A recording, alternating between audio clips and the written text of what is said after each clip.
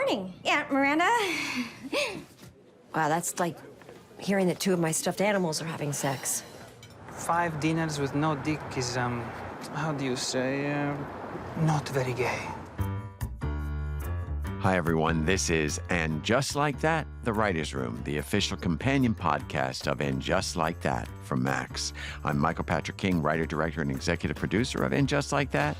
And sitting around the Writing Room podcast table with me are the people that sat around the Writing Room reality with me, starting with Elisa Zuritsky, hello. executive producer, writer, Susan Fales-Hill. consulting producer, writer, Julie Rottenberg. executive producer, writer, and ta-da-ta-da, director of this very special episode entitled There Goes the Neighborhood. It was written by Julie Rottenberg and Elisa Zuritsky. They can't see it, but we're waving pom-pom. About the title and the episode and the fact that Julie directed it. Now, if you haven't seen episode 9, please turn us off and go and watch it and then come back and join our conversation because we have a lot to say. I want to start off by saying writers sometimes move into directing. And it's an exciting thing when it happens. And it happened to Julie on this show. And I love a writer-director because they come from the point of view of the writing first. Julie, how was your experience? It was phenomenal, mostly because having worked with you as long as I have, I think it's been more than 2 decades. Having watched you as a writer and a director, I had these 2 very different pairs of glasses, shall we say. And I remember you on the first day, you were homesick with COVID. The universe just sent us a crazy little surprise twist. Plot twist. And I remember you said to me, you were like, have fun. You're going to be great. Take your writer hat off. And that was really important because, you know, all these years of me sitting in those chairs at Village as a writer, annoying you or whoever the director is Village with all is my not notes. it's not a destination. It's not some cute town we all lived in. Village refers to Video Village, which is where they put the playback machine and the writers gather around holding the scripts and doing an ongoing caucus about Right. how it's going. You're looking at the monitors, you're watching each take, and then after the director nitpicking. yells cut. So I had to get rid of the writer hat a little. When I said put your writer hat down, I meant put your script down. Stop looking at the words and start looking at the Yeah. image because you never put your writer head down. And that's the great fun of a writer-director that has worked on the show. I know you know what the target is. So these were a lot of very big targets to hit in this episode. It has a combination of many things. It is a drama. It also has a giant what we call block comedy scene. That's where a bunch of scenes run together and all the characters come together. The fundraiser, the meet and greet. The meet and greet that Harry and Charlotte, primarily Harry, throws for his buddy Herbert. But all these characters dump into this big farce scene. So you have all the energy of the comedy of the farce, and plus all the realization of where Carrie and Aiden are and where they're going. So let's start about where they are. And it starts with jump in time. Last we left the characters, Carrie was going to Aiden's farm. And we wanted to in Norfolk, and Virginia. We knew right away that it was a great trip from the end of the last. episode. And we wanted to jump ahead a little. Because we didn't necessarily want to do Carrie Goes to Virginia. We did consider it. But the reality is we didn't want to do it artistically. Production-wise, it was hard. It was winter. It was not supposed to be winter in this episode. And we really just thought the real estate was used. We needed the real estate in New York, I think, Yes, more with all than we these needed characters. away. So we have Aiden returning from his Virginia, and the first thing he says is that was a long week. Carrie's sitting in bed, and she's waiting for him reading a book. And this idea that they have settled into this rhythm of he's down in Virginia with his kids for a week. Mm-hmm. Every other week Every other week. he comes so to it's town. sort of like a custody arrangement. And we wanted to show they've settled into this nice little routine. They're in the Airbnb. Yes. They're sexily domestic. Yes. Aiden has to check in with his kid.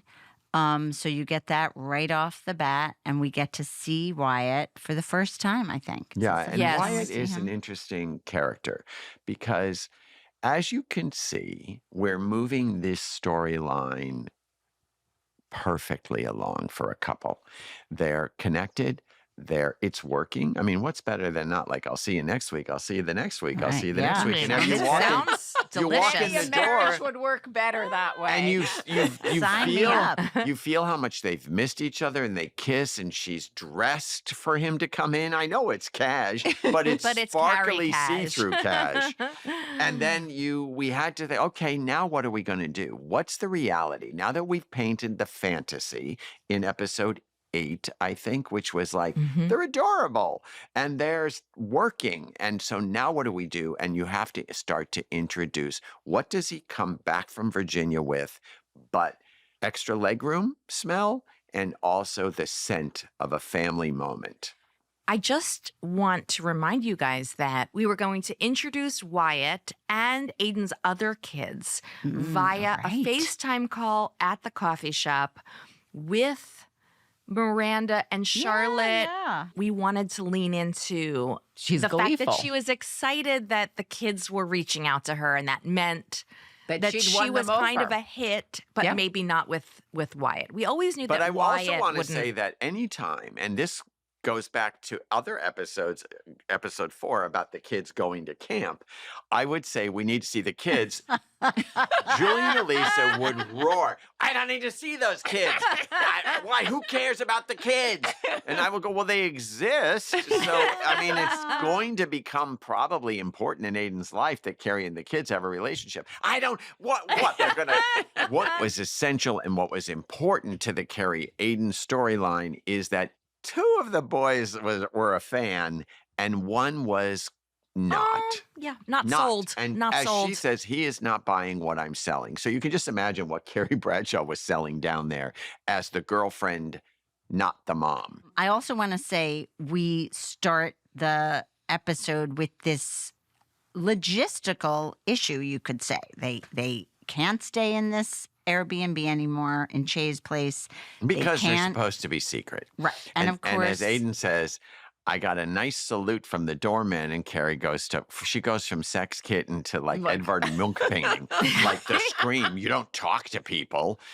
And he goes, Yes. that's my nature. he's so damn chatty and Yeah, friendly. He's a friendly guy. He can't help himself. So it becomes this logistical issue of where are they going to live. Because they get an eviction notice that slides under the door. And one of the things we built to was the idea of that pounding on the door. We didn't know who it was going to be, but we knew Aiden was going to be in his underwear.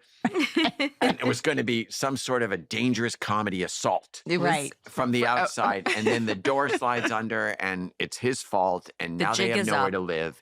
And she says, unless she doesn't even finish the Right, that- sentence. And she looks sort of that cute, Sheepish. like, aren't I cute? We Never could gonna always go go there. back. And he says, I'm never going to go there. So now we have a dilemma. We have a dilemma of Carrie and Aiden have nowhere to live. Che's in Carrie's apartment. Aiden is now going to leave town and go back to Virginia because it's been a week. And the next time we see Carrie, she is coming into Che's apartment, which is really her apartment. And it's not just Che that's waiting for her. It's Che and a kitten. Because a new character has entered besides the kitten, which is Toby, is this character who has entered into Che's workplace and found a box of kittens and opens up the box, and it's adorable and annoying and troublesome. But Toby sort of awakens something in Che, which is flirt. Yeah. And and Toby remembers Che as a fabulous comedian. Yeah. Right. Toby sees Che sees Toby. And the other interesting thing in the way it's shot is what's very prominent on Che's laptop is the LGBTQIA flag. And it's like there's a signal between the two of them that they're of a like mind. They're both non-binary. Mm-hmm. Yeah. And then you see Chase suddenly says, I'll get rid of the kittens for you. I mean, I'll take them to the place. And let me know if you're ever doing stand-up. And Chase says, yeah, I do stuff. But Che has said, I'm never doing stand-up again. And also, you get to see Che for a minute just working their job, keeping their head down, doing their thing. And in that moment when Toby says, hey, has anyone ever told you you look a lot like that stand-up? You see the first flicker of like, oh, yeah, like that was who me. I was. I was yeah. famous, or I was that person, and now I'm this person. Yeah. And then Judy comes over and says, you know what you have to do? Yeah, I have to do stand-up. And no, you have to get rid of those kittens. You have to find some homes for those kittens. So then Carrie walks in and sees the newest character of the show, the kitten. And I just want to say, we shoot these things out of order, and the kittens grew so fast that we had to Recast. It was one of the the hardest. shoot. It was like the kittens are growing. When are we shooting that scene? So When we shot the little kitty first, Julie then had to go back and shoot the scene where the little kitty is introduced. But by the time we got to it, the Not little a little kitty kitty. was 100 years old. I'm bringing it back.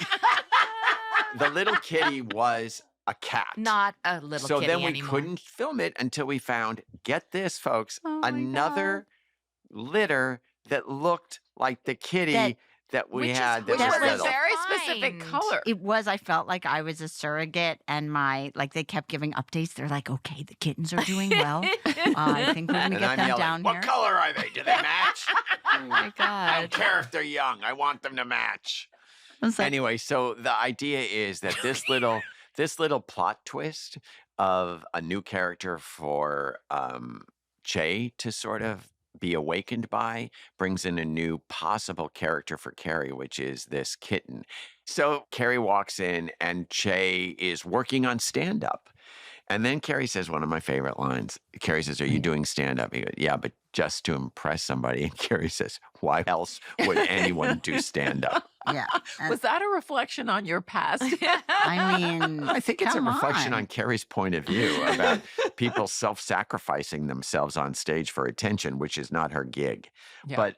But what- it's this scene that Che, when Carrie references, like, yeah, I just came here to change. Aiden's waiting in a bar around the corner. And Che says the thing out loud that I think only Che could, which is, A, what happened in here that was so bad that he won't even come up 2 flights of stairs? And Carrie uncomfortably says, she says a lot of stuff happened in here. She thinks and then just does a blanket generic statement. and then in response to the question, how's that going to work?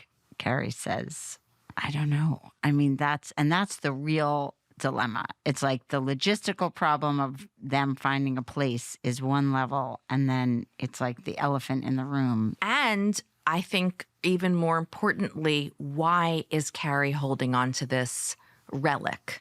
Are you really that sure, Carrie? Yeah, I am. You know, it hit me the other day, like, why am I holding on to it? For what, you know? The man I love won't set foot in there. It's time, you know, and it feels right for me, for us, for all of us.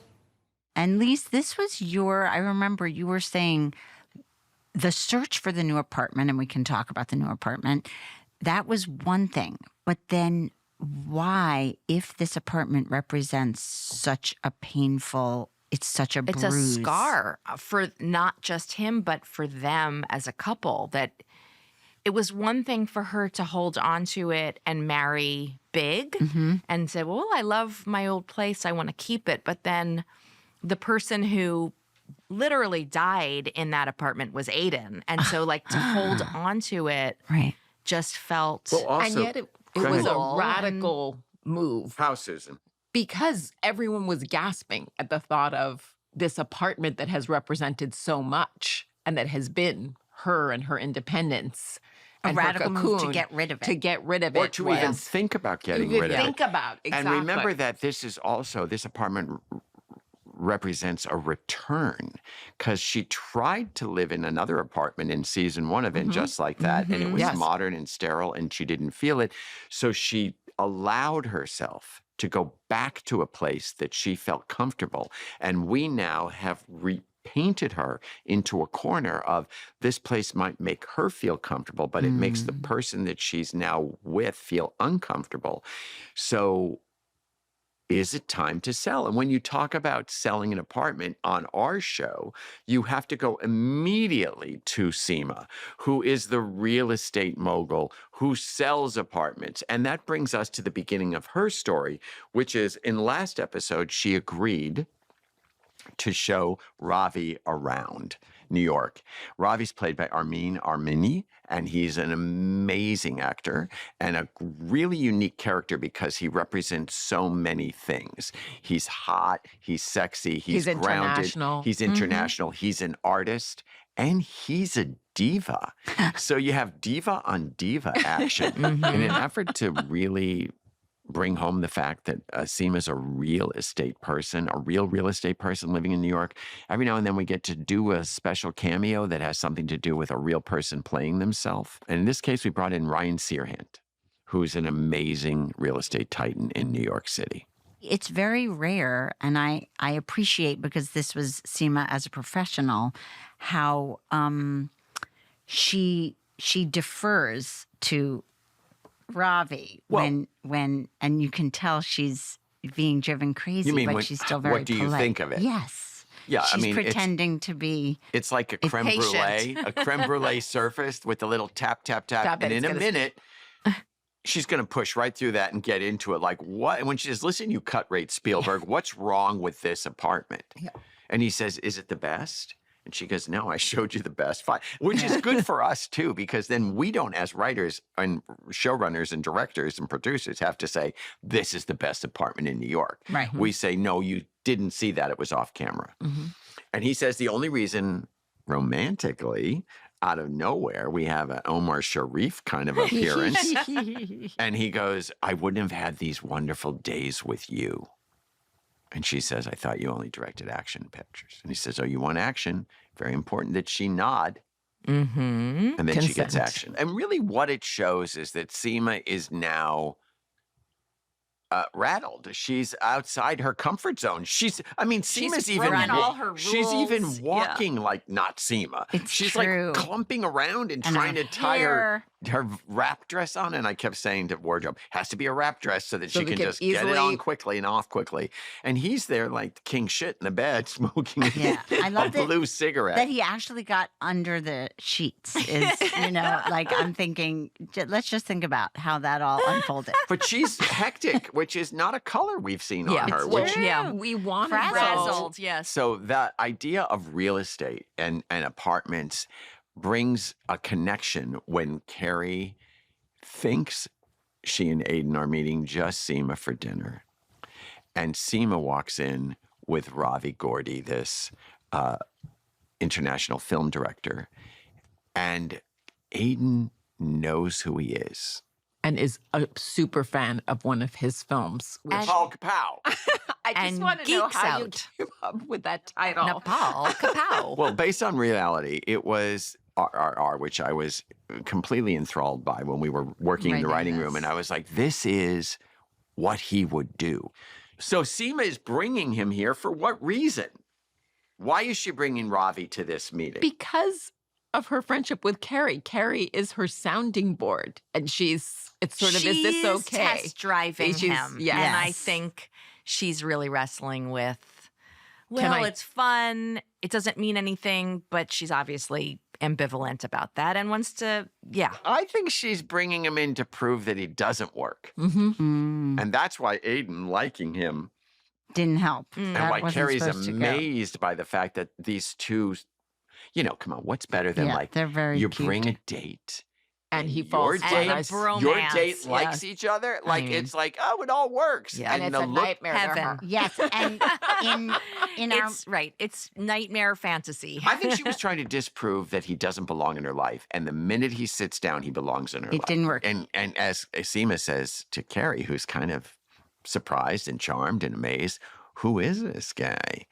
He's nobody. Nobody. And then you cut into the bathroom and they get into it. What's the problem with him? Carrie's sort of just calling bullshit on her whole line of defense. Like, oh. Seema is the poster girl for the Intimacy issues. Intimacy issues, but also just the sex. Oscar Wilde, the two worst fates in life are not getting what you want and getting what you want. And here's a woman who said she wanted love. Yeah. And here's somebody who's a worthy. And yes, Yeah. and it helps you see the role she played in that sometimes she can't get out of her own way. And also, really, the question is, seems to be worthy. Seems to be worthy. It's all surface, and she is checking off the reasons it doesn't work. And of course, the main one is a show business. He's a movie director. And Yeah. I Seema doesn't have inherent knowledge of movie directors. She just knows that's not good. She's talking about all the DMs, the actresses slipping into his DMs. And she knows herself well enough to know she's not going to be able to tolerate that, or at least that's what she's told herself. And this completely independent woman out of nowhere blurts, he's not marriage material. Which obviously is reveals She's been- everything. yeah. Why is the M word her even hair. being Say, used? who said anything about marriage? Yeah, and Carrie, and she says, no one. Change the Change the subject. And the subject Carrie takes her to is a new apartment. And she knows just the place. She's like, that's her safe space. It's big. And she said it's too big. Maybe it's too big. And then, no pun intended. And Carrie says, well, I'm thinking of, I need a might bigger need space. more space. And then And you this cut was into the Gramercy Park apartment. We have to talk about the writing room reality of us deciding she might need to move on. And where could she go? it had to be someplace magical. It had to be someplace magical. And, when you're writing and living in New York City, writing this show and living in New York City, you're always constantly taking in information. And John Melfi, our executive producer, brilliant executive producer, at one point when we were doing Sex in the City, lived on Gramercy Park in the building next to the building that this apartment actually based on. is based on. And I never got it out of my mind. And the thing that I Beautiful. liked about the idea of it is Aiden talks about his farmhouse. It's a red brick thing. This has red bricks, but it also has this intricate craftsmanship, like Wrought iron. which I think would appeal to Aiden. It's sort of southern. It looks like It has southern. that southern And wrought then iron. you go across the street, and there's basically New York City's Gramercy farm. It's like look, It's you an can still Edith see Wharton green. novel. I mean, it is as preserved as any part of New York. It feels like the Age of Innocence. Right. And the idea to me that Carrie thinks that this is it, because it seems like it could be good for both of them. And as she alludes to, his kids, if they would ever come up. But first, we have to see it. And she brings her trust fund, I trust their opinions. And you see it's a 2-floor apartment. And still, I don't care Which unheard of in how my much, city. how established you are. When you have a staircase in your apartment, that's the thing. You can go up and down in an apartment. It's a very big deal. It doesn't matter if it's all horizontal and 15 rooms, but up and down, come on. So this gorgeous set, and the 3 best friends walk in. And the And they're reveal to them of, even if it's not this apartment, I'm selling my old apartment. And that she had to get their benediction. Blessing. Yes. Yeah. So when we knew that Carrie was potentially going to move, spoiler alert, potentially move into this apartment, we knew it was important. And so did Molly and Danny, the designers. They knew that this was a moment, this light-filled white space. What are they going to put them in? And they picked 3 classic character, iconic vibes. Carrie's in a flower, a big flower in a painter smock. Charlotte's in the most floral, Right. big sleeves, the world according to sleeves. Yes. And Miranda's in some version of Sex and the City. Yeah, Miranda. her Power old suit. A power Yes, suit, a but power it's suit. now and it's stylish and it's not off a rack at And it's not boxy. Loehmann's, yeah. She's not moments. It's a thing. the And Brooks here these sister. three friends are talking about a potential new direction for Carrie. And the shocking thing is the phone rings. And this is the shocking thing. And it's not written, but it's performed. The phone rings. Carrie says, "Oh, this is Seema. Am I taking the apartment?" And Miranda goes, "Yes." Cynthia decided to go, "Yes." I think that's Cynthia Nixon, New Yorker, who Yes, knows about take the apartments. apartment. I don't care So what right. happens. That's Yes. And she even jokes, "Can you see me here? Because I'm moving in with her." Right, But right. the reality is, it's not Seema. It's a character we've wanted Haven't met yet. to meet for quite a while.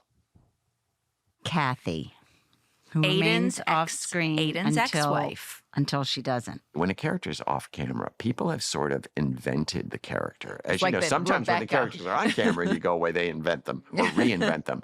But who is going to be Kathy? And what is Kathy? We knew she was a textile designer. We wanted a kind of a, in my mind, back in the day, the opposite of Carrie, which implied, I guess the phrase would be homespun versus city slick.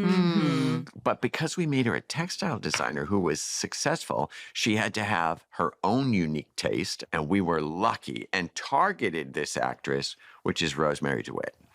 She Has everything. has everything. She's intelligent. She's beautiful. She's soft, but But strong. strong, I would say. There's a And- softness about her. and she's an event And, because and she's down to earth.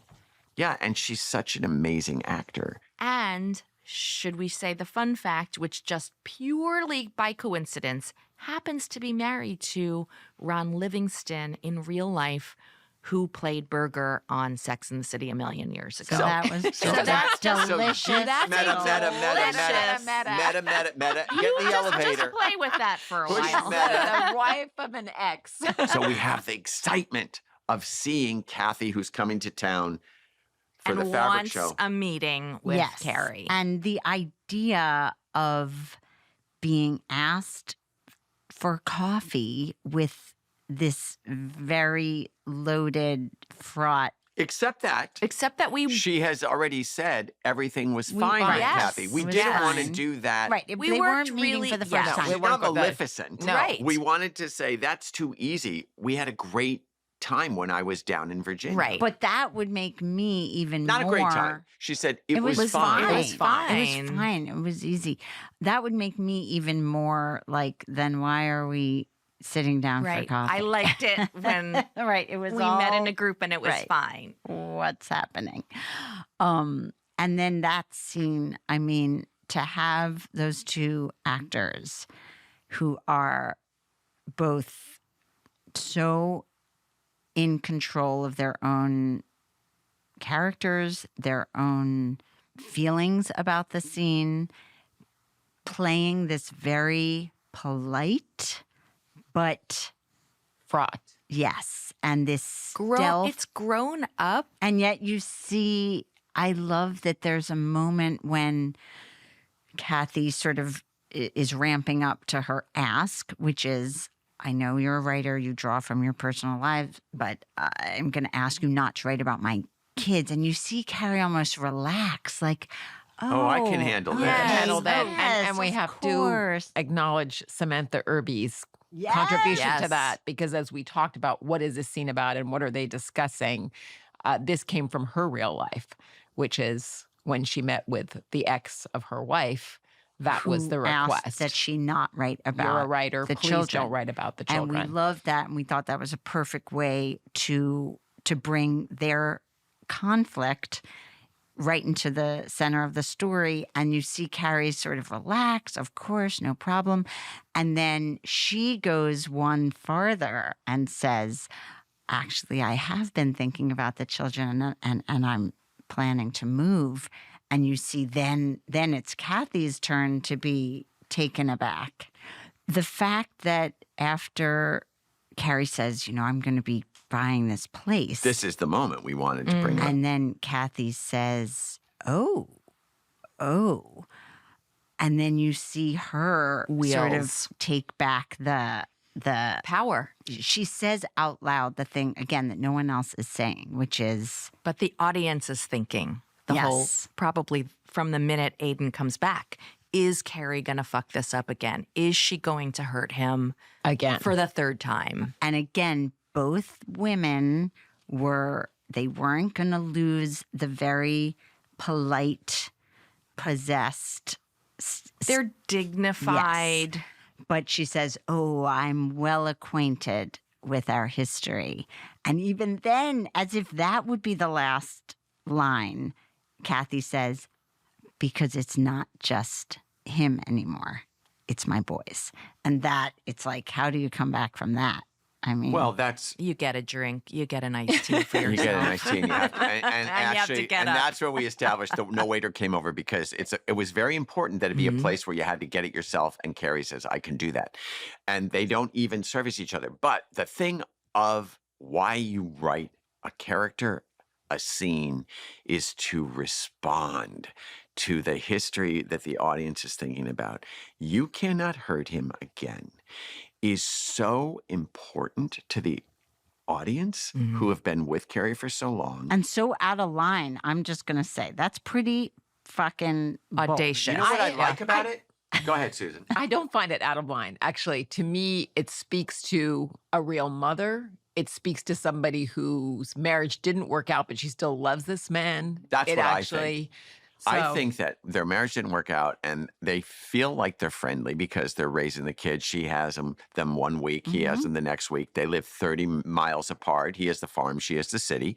But the reality is, I think she's worried about Aiden because guess who had to see the damage? Not the audience. They didn't see it because she had we to didn't show that. She had to She had resurrect to- this when man. Aiden left the show, he went somewhere. And you better believe that She's the one who patched him up. patched him up or dealt with it. Not sure, but had to feel, oh, this is a Carrie thing. Oh, this is a Carrie This thing. And she is- also says in right. that, She I was the read your last book. baggage. Now, my question is, did she read any of the others? Or is this the first one she read? I think it's probably the first one. But What what do you I think? love about what we can do is now we've opened the wound. Now, on some shows, you never mention it again. But in light of the new Carrie Aiden honesty, in the next scene where she shows Aiden the apartment, she reveals what happened. And I don't think she would have. I don't think she was planning to until it. She can't lie to him when he says, "Are you sure about Are this?" you Yeah, sure? until he doesn't have the exact reaction that she expected him to have. What's that to the reaction, apartment. Elisa? I think she expected him to love the apartment just as she did, and then when she says, and another thing, I'm going to sell my old apartment.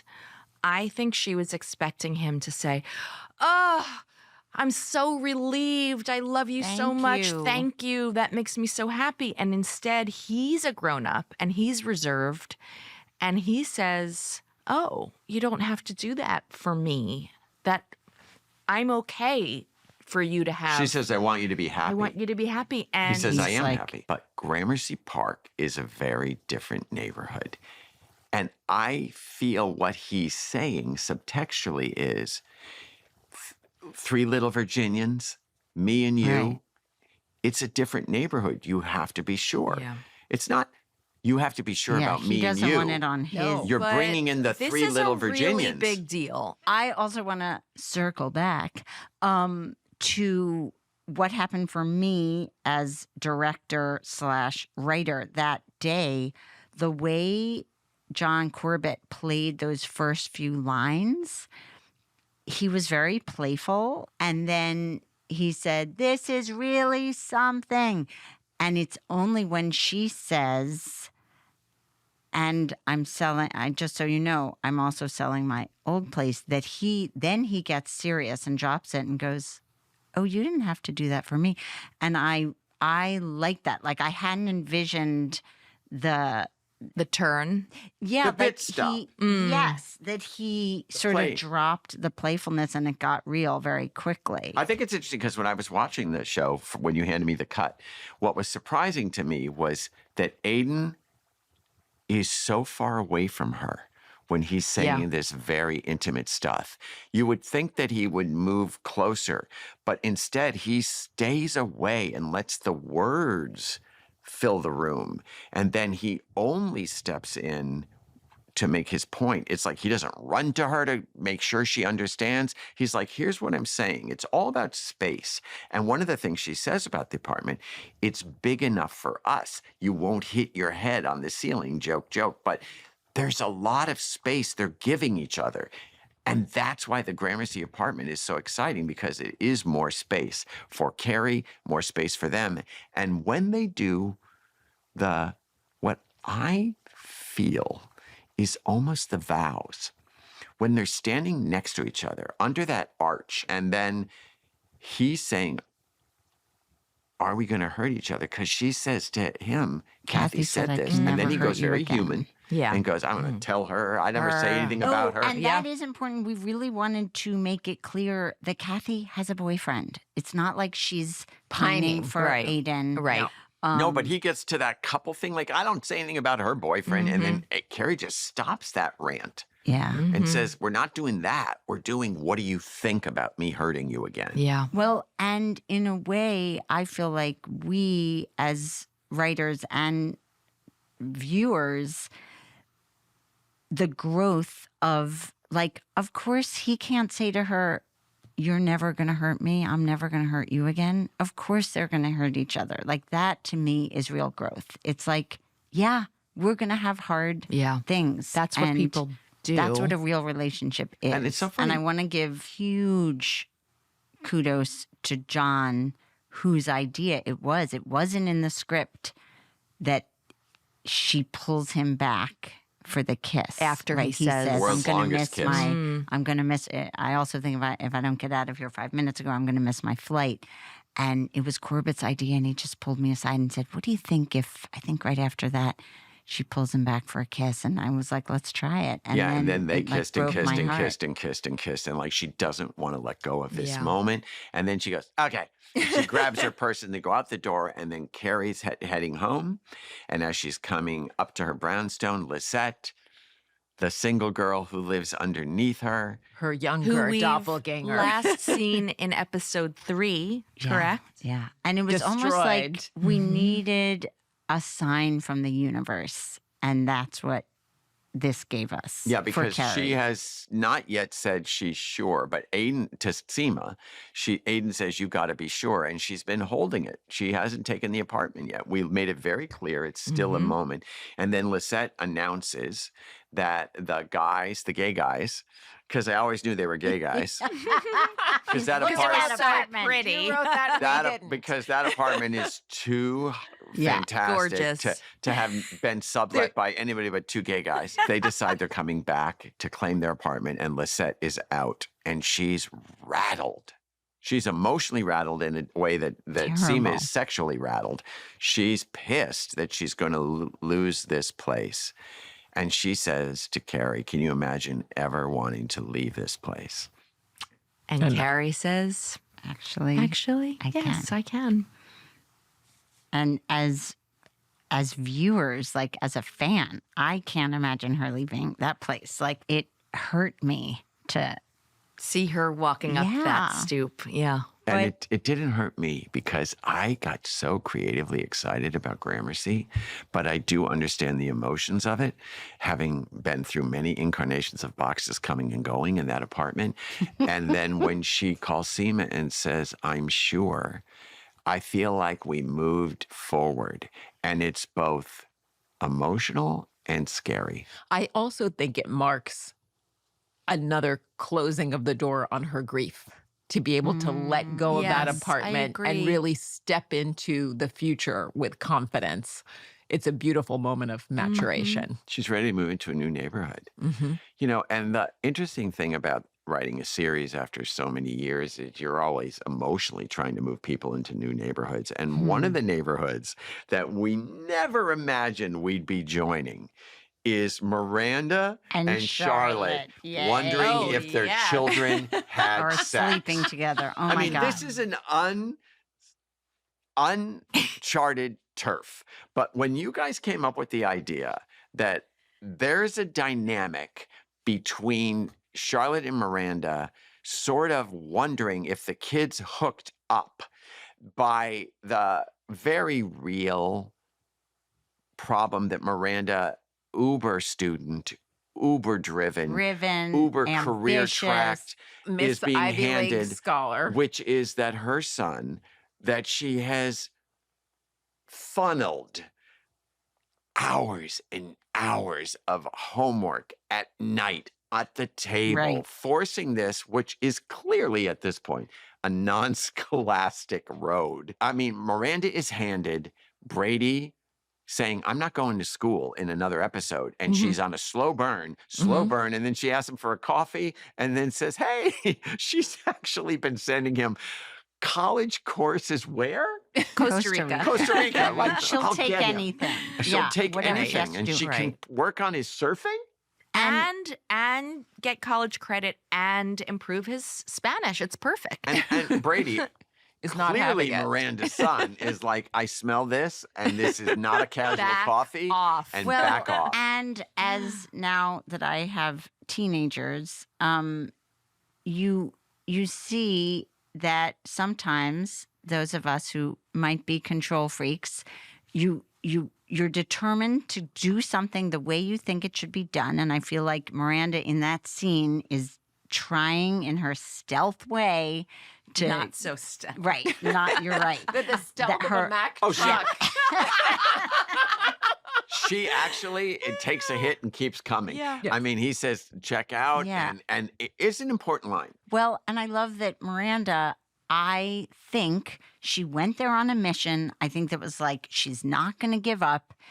He busts her. She comes clean. She's like, please, will you do this thing? He draws the line and is like, hell no, you have to stop.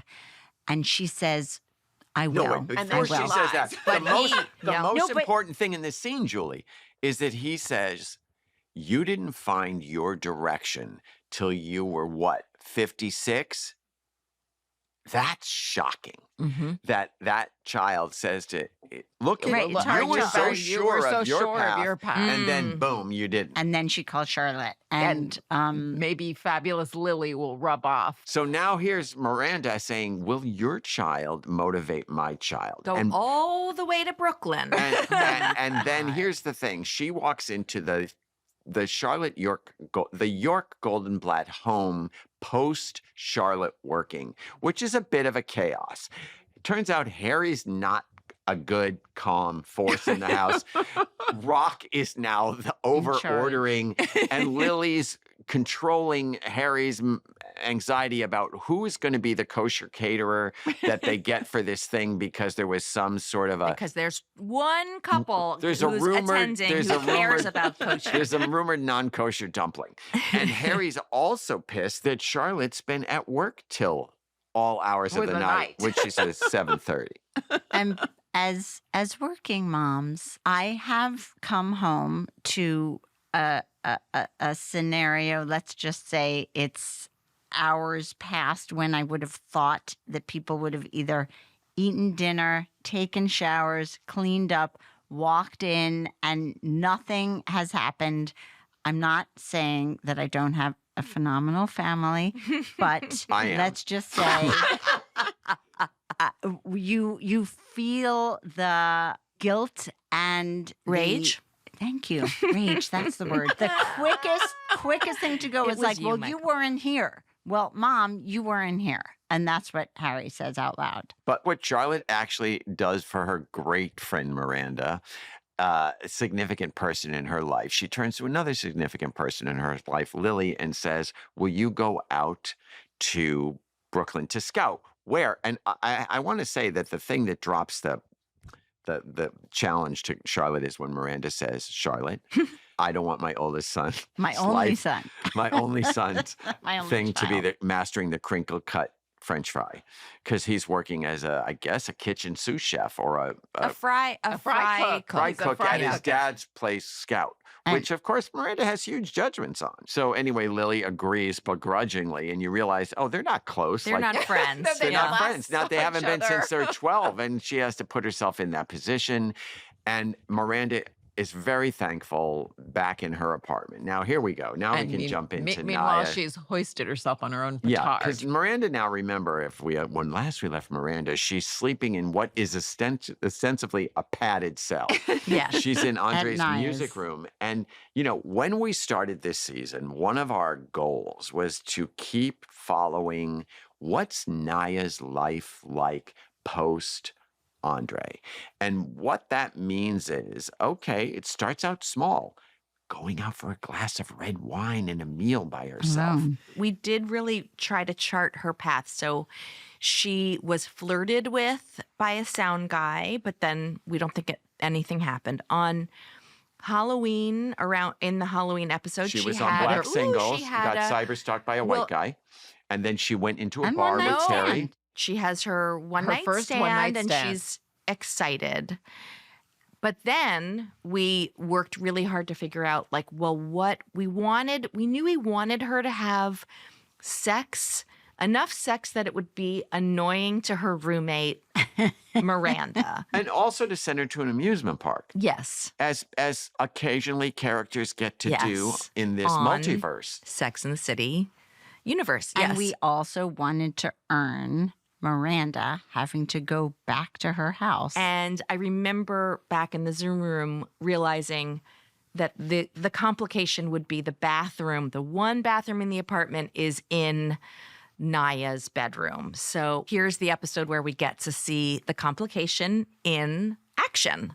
Naya is enjoying the modern convenience of ordering sex the way you order takeout. the way you order takeout, which, by the way, when we were writing Sex in the City, women couldn't really do that because there was no internet. Also, speaking of where writing impacts directing, I personally, from Sex and the City through And Just Like That, have directed numerous comedy sex scenes. And it's really important that we understand that in our world, sex is either romance or comic. We never try to do anything that's pornographic or lascivious, because why? That's not That's what for this other shows. That's do for that. other shows Yeah. or for porn. So here we're handing Julie this giant montage of Naya's having great sex. And Elisa, you were the one who, this is another Elisa thing. I just want a little runner of Naya having sex without attachments. Every now and then there's a really thin slice, I like to call it, story that is That pertinent. packs so no, and we didn't need to get to packs a know punch. this man No, at all because before it- he was a whole character. And Because then, we didn't. And the reality is that Julie was handed this montage. And when you're writing a montage, it's like Naya has crazy, lot of- fun, tender sex. Wow. like Tinder with the sex. same Wow, guy a Tinder few sex. times. That's it. Yeah. But I also want to give a pointy finger to Elisa Zuritsky, because originally you said, this could be the moment when Andre Rashad comes back in a painful way. And that suddenly that felt like more of a reason to do this story, because it's all fun and games and she's having great sex and she's so liberated and untethered now in her single life. That's mostly what she's been doing this season. And then to have that gut punch. And the of- gut punch is what, Susan? well, that she sees on his Instagram page that he's announced that he's going to have a child with Heidi. Heidi with the hat, Heidi with hipster the hat. Heidi. And we had not paid much attention to the grief she's feeling about the loss of her By marriage. design. By design, it was no. We absolutely by design. Yeah. been But We put as it grief away, goes, yeah. it goes in waves, and suddenly the reality is, Yeah. wow, I really did. This is really happening. And the wave of shock and sadness that comes over Naya through Karen Pittman's performance without any words. He says, the guy says to her, maybe tomorrow. She goes, yeah, whatever. Whatever. And then she just sits back and you see, wow, it's It's a flip It's of a like the switch. party It's is incredible. yeah. and The that's the party's bonus over. of it. What else this whole Tinder story got us was Miranda has to pee and they're having sex and she can't interrupt them after having the comedy night of her tossing and turning. Now she's in a robe. In a bath towel. We've already established, audience, that Miranda lives old apartment is 3 minutes from Naya. She says that's why she tells Che, I'm going to go there. It's easy. I can go to both places. So you cut to Miranda coming in up her stairs to go to the bathroom.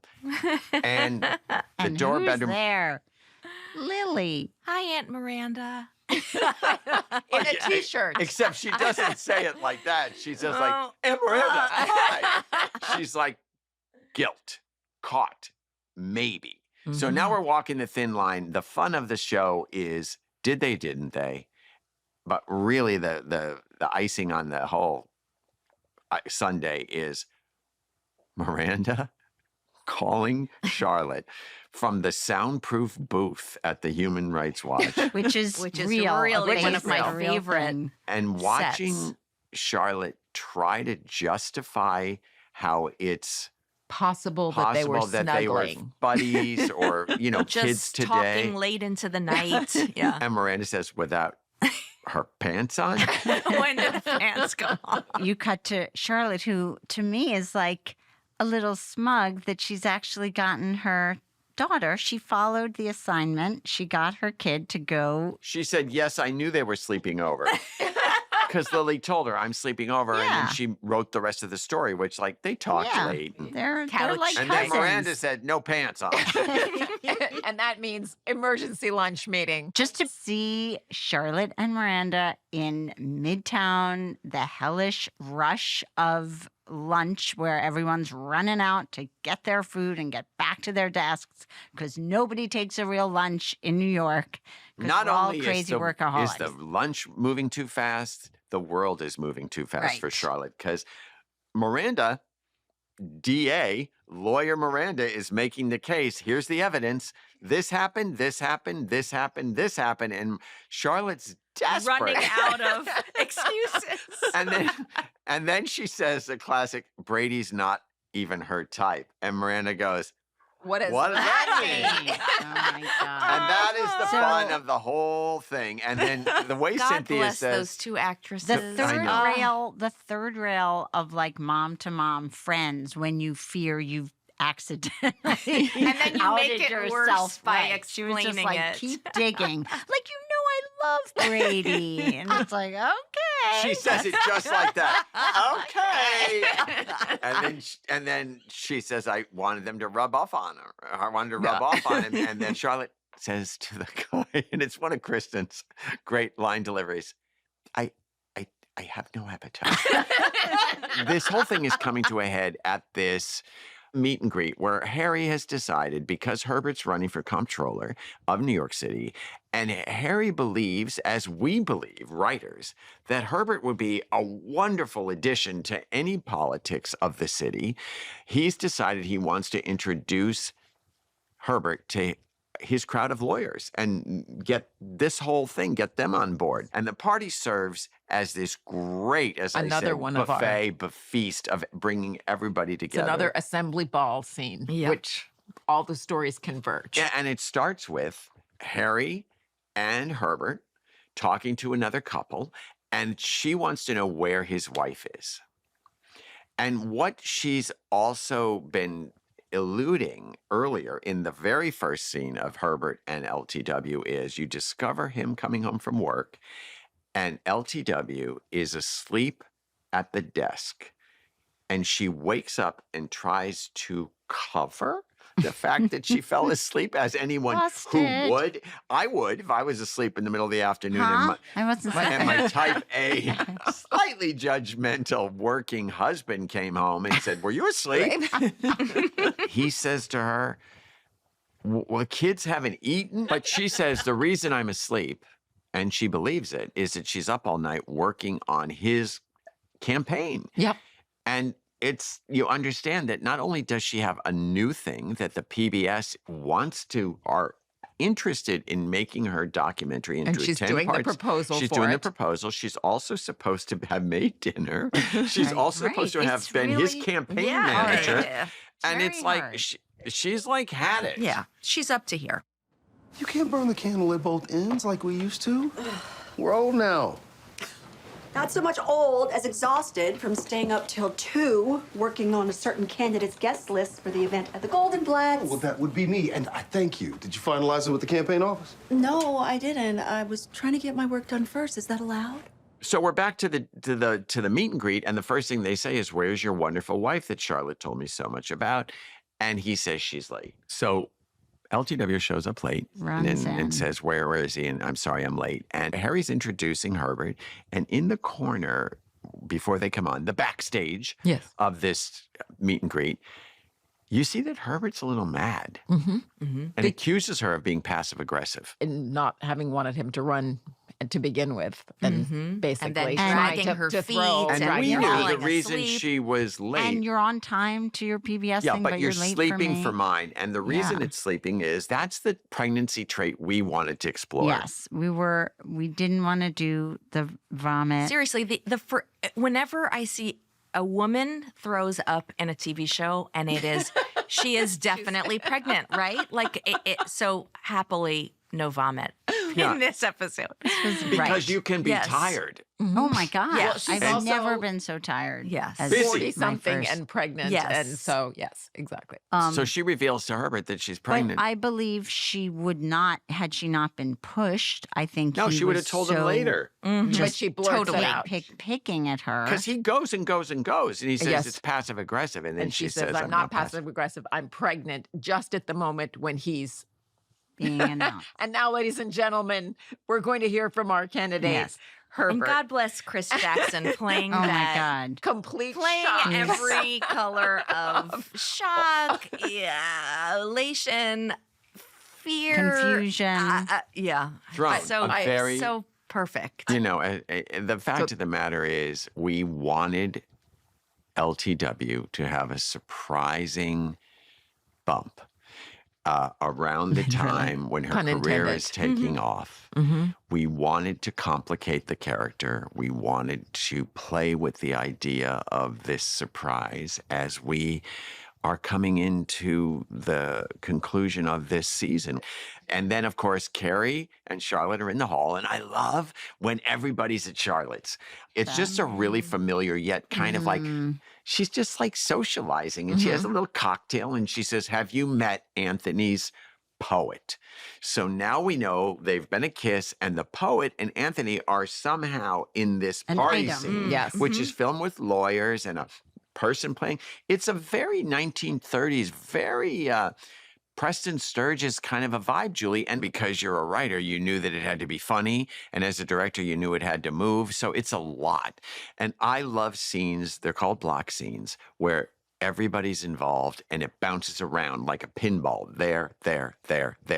And everybody learns about everyone else's emotional through line and storyline, because Carrie learns that Miranda and Right. Oh, yeah. Harry was Oh, my like, God. favorite. what are you guys Charlotte talking about? are worried about their children. And also, Yes. we realized we tried to keep you out of it. is what we're Yes, saying. Michael. Oh, Charlotte. I have to give Michael credit for it's like I just found out my 2 stuffed animals we're having had sex. sex, which was Well, right and- out of your mouth, and it was my favorite line in the whole episode. And it's rare on our show that 2 of our friends keep something from a third. Yeah. Like that would have been a coffee shop table. And so that felt like a first, that Carrie's like, what are you guys talking And about? she walks away. And she walks away. She and can't handle Miranda, it. imagine how we feel. Yeah. Anyway, then she walks away and walks straight into Anthony and so happy to see him. And then, you know, like at this point, all these characters know each other. So it's like seeing somebody you love at a party. Hi. And then he's like, I hear your poet's adorable. Don't get attached. I'm ending it. Green card. Green card. Anthony cannot justify why this handsome young man Would want him. would want him. And it's just so interesting because Anthony's always been cocksure Words intended. But he's also still, I feel like that's his protective medal, is like, I'm one step ahead of him. Like, Yeah. I'm not, Yeah. I will not be played. I will not be played. And then Giuseppe comes up with a lovely plate of burrata and very lovely. And Anthony just walks away and says, doesn't make me a plate, doesn't make you my wife. And then he chases Anthony down and says in another room separately, why are you running away from me? Which is, again, saying the thing out loud to Anthony that Anthony would normally have such a protective wall up that no one would dare to actually say that to him. And you know, that's why we love so Giuseppe. guileless that he does that. Yes. We brought Giuseppe in so that Anthony could fall in love. We It's as wanted a simple as that. poetic soul. Yeah. And we also saw it,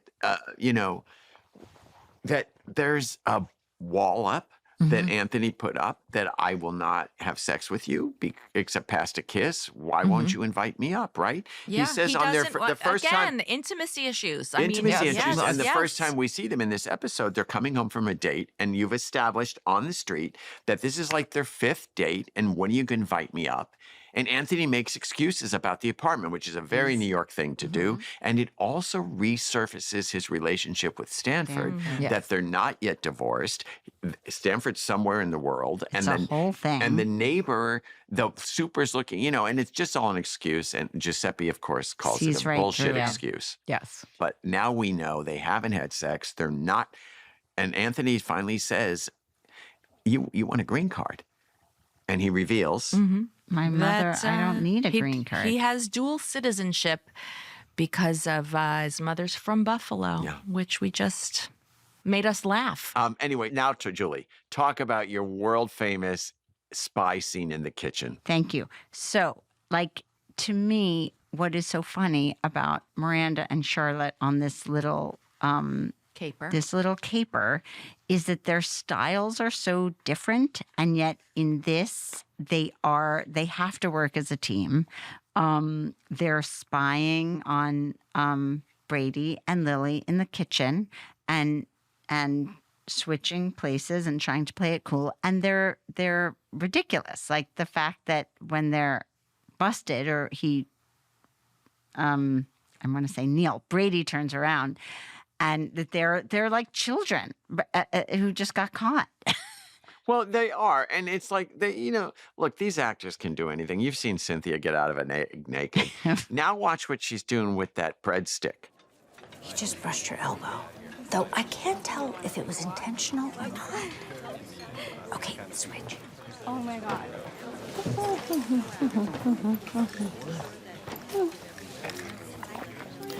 Okay, now they're just on their phones. Maybe you're right. Now they're laughing. It's unclear if they're laughing at the same thing.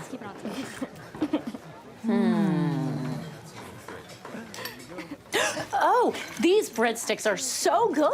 Amazing. I'm so glad we came and got them. I mean, Those breadsticks are delicious, and I'm so glad I came in here. But now they're in search of where they are. Brady and Lily have disappeared, and you discover them outside of Lily's and Rock's bedroom. And Miranda is sure they're doing it in that bed.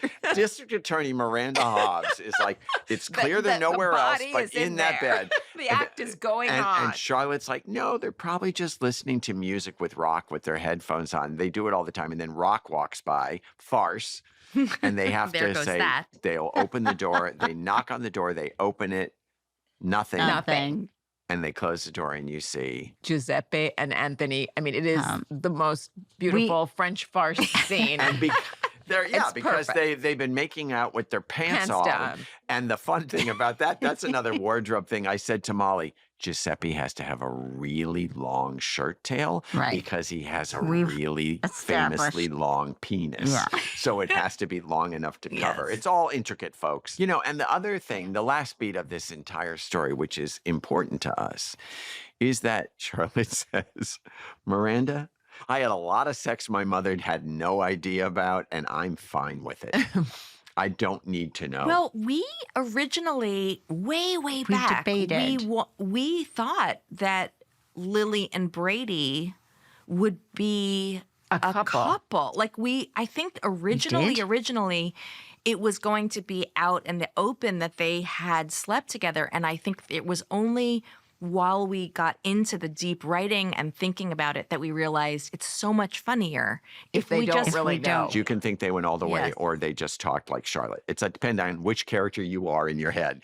But the other thing of the cocktail party that we got to just thin slice follow through is Harry's jealousy. Of Mark Kasabian, Oh, yeah. Mark who was a Kasabian, very played by Victor attractive- Garber. planted back in Episode episode 4. when they met When they at the met dinner. at the anniversary dinner. And by the way, when we filmed that episode and saw Charlotte and Mark like sitting next to each other and the sort of the energy that Yeah. Victor Garber and Kristen kind of played with each other without But- even realizing it. No, there I think did they knew seem to be It's Yeah, a subtext. potential it felt spark. important. And the interesting thing about when we were talking about Mark Kasabian, we wanted to bring somebody in who was legitimately a powerful person, a real thing. If Charlotte was going to invest in working for him. And you said, Elisa, like a Victor Garber would be amazing. And I was like, We all said ding, ding, ding, ding, ding. ding. So we're like, why don't we ask Victor Garber? Sarah Jessica and Victor are very close. They're friends, and he knows some of us. And he's one of the rare New York actors who has never been on Sex and the City. And it was like, oh, this would be interesting. And Victor was like, I would love to do Well, that. and he has all of the panache and, And the charisma, sophistication. yes. Exactly. And I love his opening line to Carrie. I used to date a woman who lived in this building. Yeah, To yeah. Charlotte. Or It's Yeah, his opening Charlotte, line to Charlotte, Charlotte, right, right, when he Charlotte. comes in. And you feel 'Cause that he's- he's this guy who's through 3 failed marriages. Yes. But if Victor's going to be in the show, we were like, okay, well, you have to go through Carrie to be in the show. At some point, you just have to must walk through Yes. the Carrie moment. So we're like, okay, the disclaimer is he only likes blondes. That's what she knows from the ladies at work. And then he's talking to Carrie about his ex-wife. And a very important scene for us because we really, in the last episode, when Carrie says was a big mistake, we wanted to check ourselves here and have that addressed. Yeah, I think it was really important to both allow Carrie to have a moment where she wonders if her marriage and choosing big was a big mistake. That's an okay regret to explore and to have. But I think all of us agree in the big picture of her life, no, it wasn't a mistake. And she by knows that. saying to Mark Kasabian, no, he was a wonderful man. We had a wonderful marriage and it ended too soon. It kind of It's a way of redeeming him. sews up that open wound that we But it's also, deliberately opened. But it's also two things can be true at once. yes. There was Yes. an element of it that was a Yes. mistake, and in another way, it was the most wonderful experience of her life. And she So- wouldn't. Yeah, And she we- wouldn't. We enjoy also it. wanted to do right by Mr. Big from Yeah, the writing sure. point of view because he's a significant part of her life and always will be. And then she leaves and gets to show Aiden Gramercy Park. And as that happens, you get to see the outside of the building we were talking about, and you get to see their excitement. And just like that, this is the end of episode 9. Thank you, Julie, Elisa, and Susan. We'll be back again next week to unpack episode 10 of the series, The Last Supper, Part 1, The Appetizer. Stream new episodes of And Just Like That Thursdays on Max. Listen to the podcast on Max and wherever you listen to podcasts. And Just Like That, The Writer's Room is produced by Neon Hum Media for Max. At Neon Hum, Cher Morris is the executive producer. Joanna Clay is the lead producer. Sammy Allison is our head of production. Zoe Culkin is our associate producer. Sam Baer is our engineer. That's it for the show. Thank you for listening.